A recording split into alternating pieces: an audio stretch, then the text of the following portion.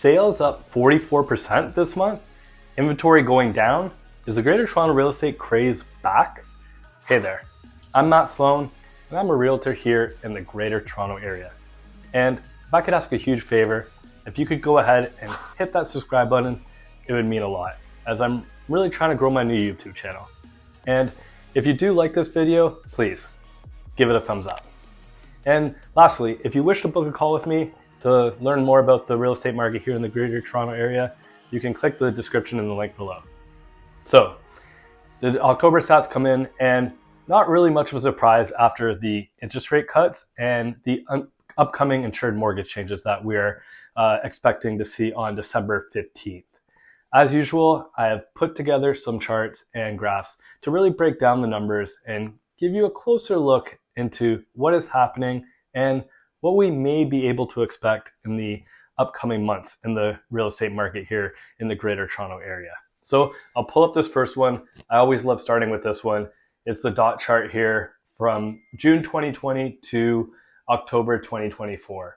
So you can look here, not much besides this big spike here in 2022 when we had, record low interest rates and the market went kind of nuts, as we all remember, after COVID in 2022 here. Except for that big spike, we have seen just a nice upward trajectory in price. Nothing too crazy. We've had a little ebbs and flows due to seasonal change. And we had one little spike here back in 2023 in the spring market last year. If you remember, rates really dropped during that time, and we had a little pickup during a couple months there in April, May, and June. But besides that, we've had, just the ebbs and flows due to seasonal change, where it's gone down in the winter months and down in the summer months and up in the spring and up in the fall. And as we can see here, the last few months, couple months in September, October, we've started to climb back up. So it'll be interesting to see once we go into November, December, the typically slower months. We'll see how this trend continues. If it starts to level off, go down, or go up due to the interest rates that have been cut, and as I mentioned, the upcoming insured mortgage changes.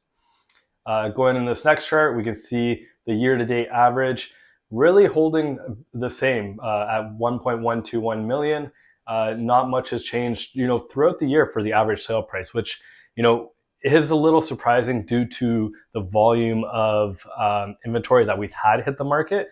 And typically, once that inventory does hit the market, we would see the average price go down, but it does show how resilient the market is here in the Greater Toronto area.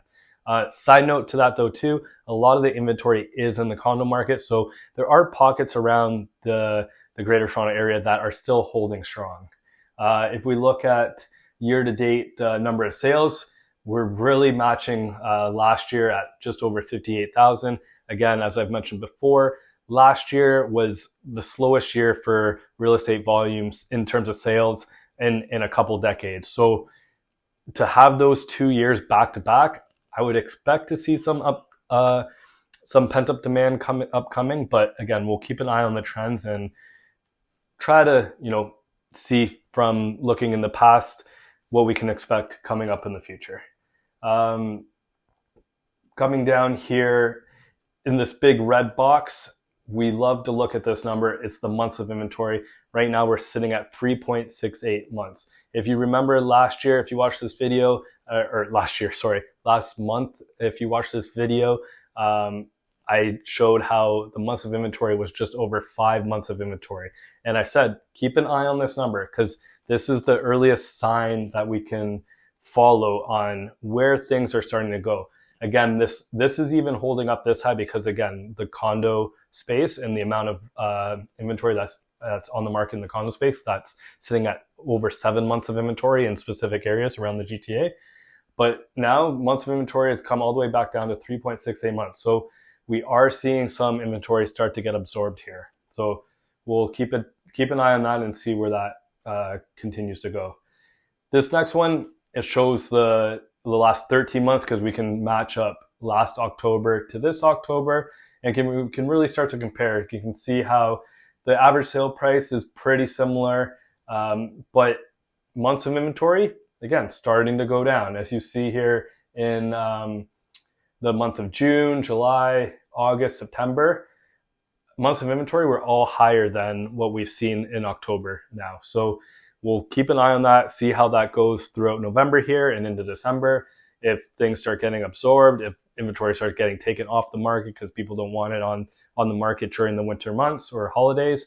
So we'll keep an eye on that and see how that supply is. Lastly here, this chart or graph shows the last 6 years from October 2019 to October 2024. So this is just October, so we can match up how the Octobers compare to one another over the past few years. As you can see, we have a ton of active listings right now, sitting at over 24,000, which is very different to what we've had in the past year. So a ton of inventory on the market, but compared to the last 2 years, the number of sales have started to pick up in October. So we've had just over 6,600 sales this past October, which was more than in 2022 and 2023. So that's why we could see the months of inventory start to go down compared to last October. But looking at the average sale price, again, not too much has changed in the last year, and a little bit, it's even gone up a little bit since 2022. So keeping an eye on these things, we'll again watch the months of inventory, see if inventory starts to get absorbed a little bit more. If it does, we can expect that price to slowly creep up. Again, I don't think it's going to be anything out of control, depending on where you are, what market you're in, what price point you're at. Again, every market around the GTA will be a little different right now. Everything from row townhomes, in the Peel Halton region might be a little different than in the Toronto region, or the condo space might be a little different in downtown Toronto compared to, let's say, Mississauga or Halton region. Again, if you have any questions about your specific area or your specific home type, please feel free to reach out. Again, you can book a call with me at a time that works for you in the link that's in the description below. If you do like this video, again, please give it a thumbs up, and I will see you guys in the next month.